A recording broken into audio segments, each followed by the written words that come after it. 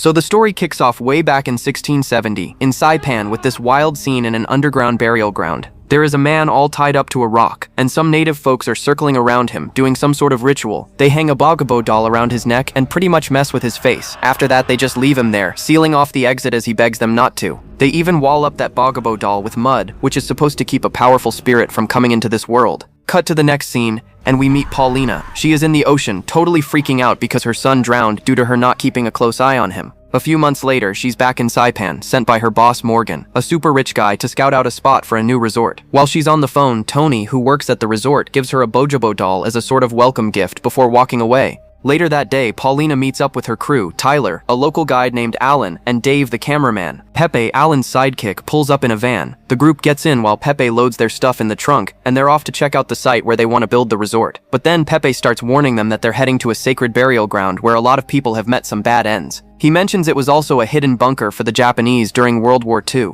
But they laugh it off like it's some ghost story, thinking it's all nonsense. When they get to the site, Pepe gets out to unlock this door surrounded by bogobo dolls. Ignoring the potential consequences, he opens it up, leading them inside. The place is stunning, and it's like they can't take their eyes off it. Paulina and Tyler start sketching out ideas for the resort, while Dave gets some aerial shots. Paulina spots some people on the screen, heading toward a bunker. She asks Alan about it. Alan says that they may be trespassers, since no one dares to come here. Paulina tells him to take them over there. When they arrive at the bunker, they find these giant latte stones sticking up from the ground. Pepe jokes that those were put there by strong spirits. But then they see an old man outside doing some kind of ritual with his bogobo doll. Pepe tells him to leave, but the old man doesn't budge until he's finished. Eventually, Pepe shoves him and the doll falls. The old man gets super mad, takes off his mask, revealing he's blind, and warns Pepe to listen to his ancestors before walking away with his helper. Despite the freaky encounter, Paulina and Tyler decide to go inside the bunker, even though Alan says it's a bad idea. Paulina is convinced they need to check for issues, so they all venture in.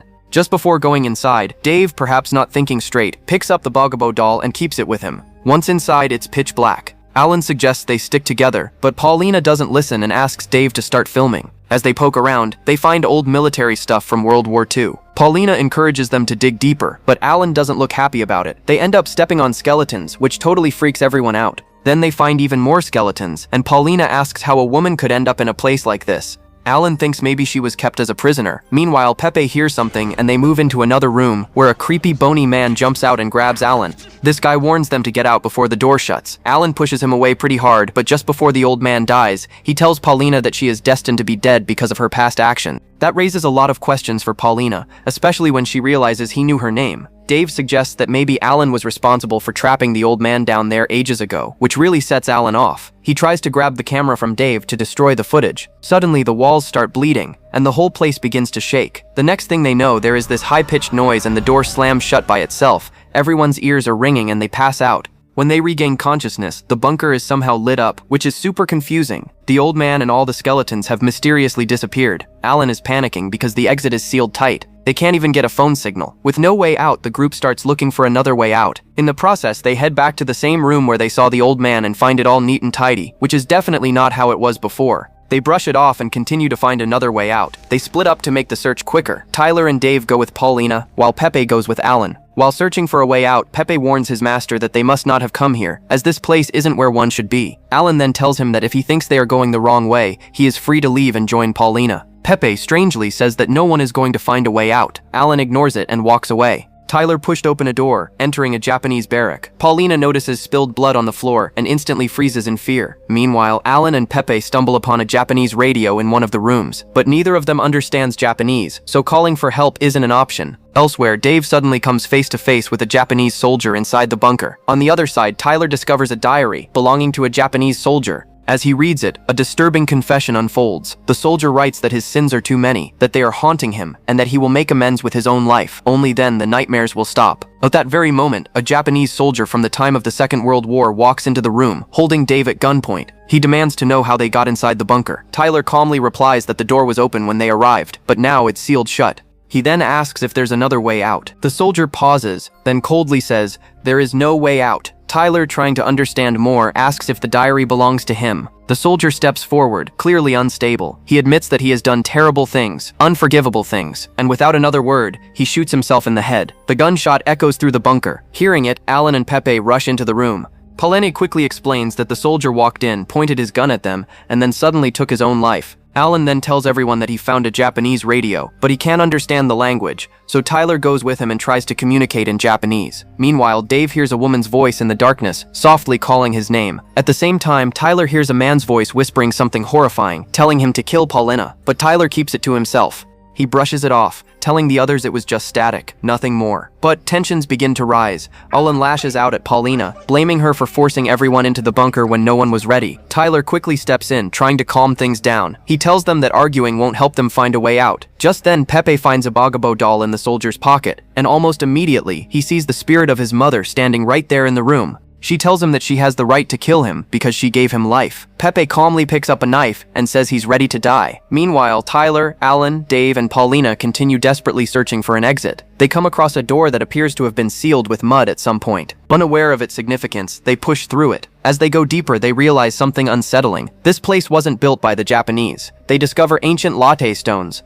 Dave recognizes them instantly. He explains that he once read about them in a book on Chamorro folklore. He reveals that this used to be a burial site for ancient chiefs. The Bogabo dolls were originally created to represent the chief and his bride, whose bond was eternal. That's why the dolls always come in pairs. But when the two were separated, a curse was born. The bride was kept above ground while the chief was buried down here, along with a Spanish commander who had committed brutal atrocities against the Chamorro people during early colonization. The chief's suffering, his eternal longing for his lost love, became endless, and that same torment now haunts the commander, who is believed to still be alive somewhere in this bunker. Alan scoffs, calling it nonsense, pure moonshine, but Dave pulls out the Bojobo doll, the bride, and then Claire appears, his sister. Her presence alone terrifies him. As he tries to run, he stumbles and collapses to the ground. Paulina and Tyler rush to help him. Tyler adjusts his dislocated leg with a sharp movement, setting it back in place. Together, Tyler, Paulina, and Alan carry Dave to a barrack and gently lay him on a bed. Paulina decides to stay with Dave, while Tyler and Alan head out to search for a way out. But not long after, Tyler and Alan run into Pepe again. Something is terribly wrong with him. His body looks distorted. Pepe tells them that his mother said someone must remain here, as a witness. Then he repeats the same warning the old man gave earlier. Alan must listen to the warnings of his ancestors. And with that, Pepe backs away, laughing maniacally. Back in the barrack, Claire's spirit reappears.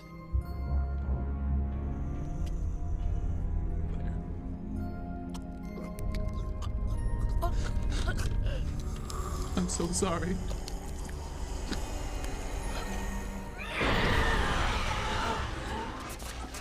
Dave.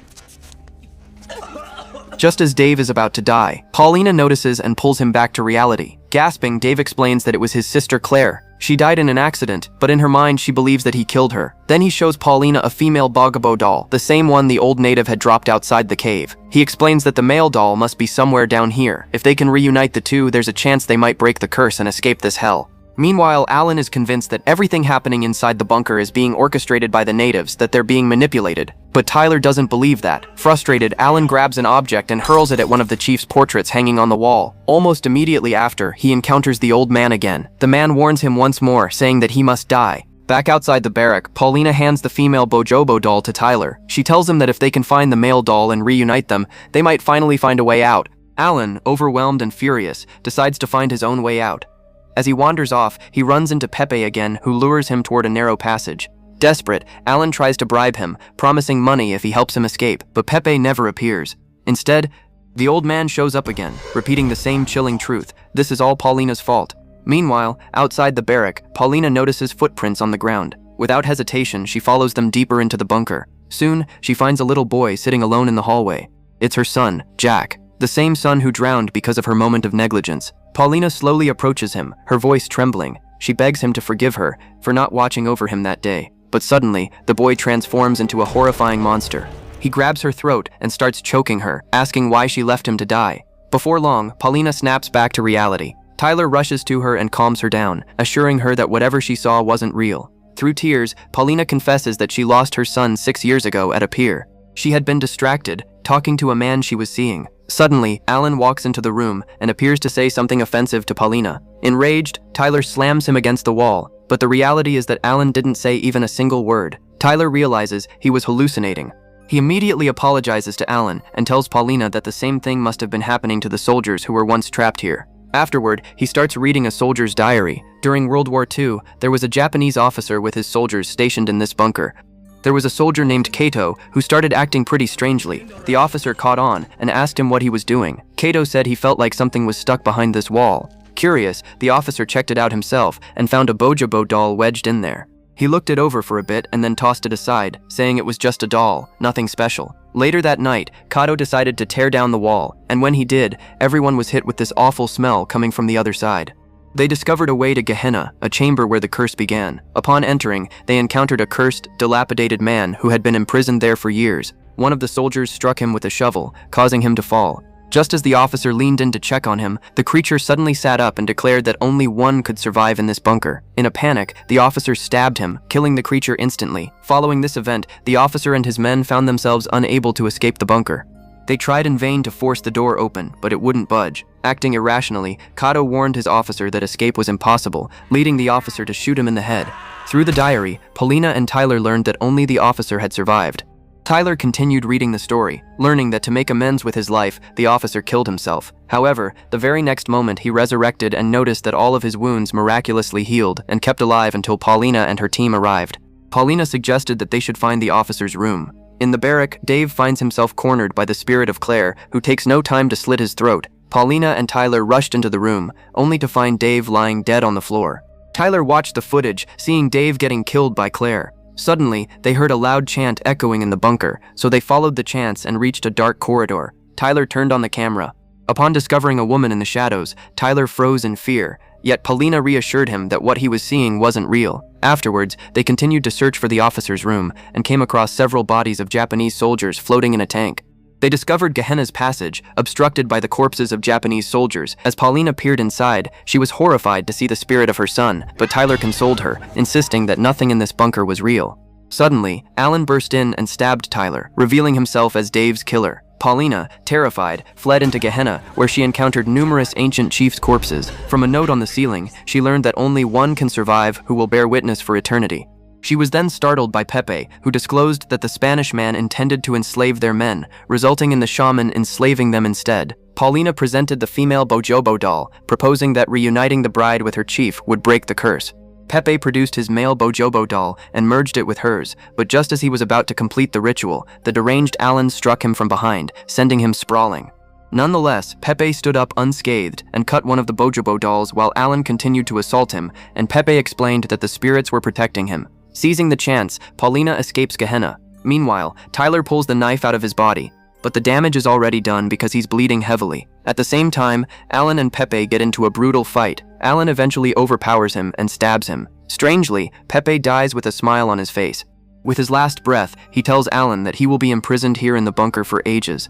After taking Pepe down, the now completely deranged Alan begins searching for Paulina. Tyler, watching the footage, quickly pieces everything together. Alan is frantically looking for Paulina, and suddenly, she appears out of nowhere, pointing the officer's gun straight at him. Just then, Tyler steps in and tells Paulina not to kill Alan, but she pulls the trigger. Tyler then reveals the truth. Only one person can survive in this bunker. That's when Paulina finally understands the entire story, unlike Alan, who is still completely in the dark. In that moment, Tyler and Paulina share a quiet, emotional kiss, finally confessing their feelings for each other. Then, with a heavy heart, Tyler shoots her. He slowly sits down beside her lifeless body. Moments later, as Tyler begins to succumb to blood loss, he turns to Alan and tells him something chilling, that he lost, even after winning. He reveals that Alan will now be trapped inside this bunker for the next 70 years. And with that final truth, Tyler dies, leaving Alan in confusion and dread. Alan slowly gets up, only to realize that his wound has mysteriously healed. At first, it feels like a miracle, but soon, something feels terribly wrong. Panicking, he grabs Dave's camera and watches the footage. And that's when the horrifying truth is revealed. The two skeletons they discovered at the beginning were none other than Paulina and Tyler. And the old man Alan had encountered earlier was actually his own future self, someone who had been trapped in this bunker for 70 years. The realization hits him all at once, and Alan completely breaks down. Suddenly, the bunker is swallowed by darkness, sealing Alan's fate for the next 70 years. Now, let's break down this twisted puzzle. In reality, Paulina, Alan, Tyler, Dave, and Pepe had already entered this bunker 70 years ago, where they became trapped in an endless curse. 70 years later, after being reborn, they unknowingly returned to the same bunker, only to come face to face with their own past selves. In fact, Alan's older self tried to warn him, but he ignored it. There were several moments where both Tyler and Alan were subtly warned that this entire situation was caused by Paulina, the one who insisted on coming to the bunker. We also learned that the old man Paulina and her team encountered when they first entered the bunker was actually Alan himself after decades of imprisonment. Before he could explain anything, the present-day Alan violently shoved him against the wall. With his final breath, the old Alan told Paulina that she had to die because she was the one who caused everyone's death inside the bunker. Meanwhile, it has been a while since Morgan last heard from Paulina, so he decides to go into the bunker to find her. And just like that, the cycle is about to begin again.